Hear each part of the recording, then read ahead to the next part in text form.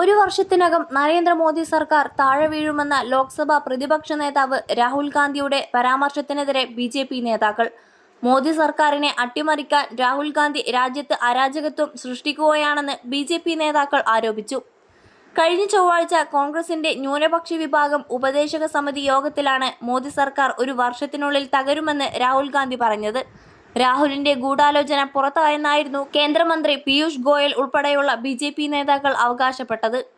കോൺഗ്രസും മറ്റു പ്രതിപക്ഷ പാർട്ടികളും ടൂൾ കിറ്റ് സംഘവും ചേർന്ന് ഇന്ത്യയെ അസ്ഥിരപ്പെടുത്താൻ നടത്തുന്ന വലിയ ഗൂഢാലോചനയിലേക്കാണ് രാഹുൽ ഗാന്ധിയുടെ പ്രസ്താവന വിരൽ ചൂണ്ടുന്നത്.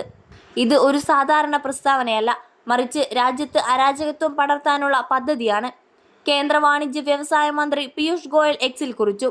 കോൺഗ്രസിന് ഇന്ത്യയോട് വിദ്വേഷമാണെന്നും രാജ്യത്തിന്റെ ആഭ്യന്തര കാര്യങ്ങളിൽ ഇടപെടാൻ വിദേശ ശക്തികളോട് അഭ്യർത്ഥിക്കുന്നത് വഴി അവരുടെ യഥാർത്ഥ ഉദ്ദേശം വ്യക്തമായെന്നും ഗോയൽ കൂട്ടിച്ചേർത്തു.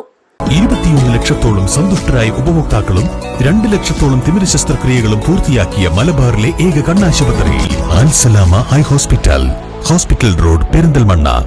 രാജ്യത്ത് കലാപങ്ങൾ ഉണ്ടാക്കിയും അരാജകത്വം സൃഷ്ടിച്ചും സർക്കാരിനെ പുറത്താക്കാനാണ് രാഹുൽ ഗാന്ധി ശ്രമിക്കുന്നതെന്ന് BJP. MP. Sambit Patra video സന്ദേശത്തിലൂടെ കുറ്റപ്പെടുത്തി.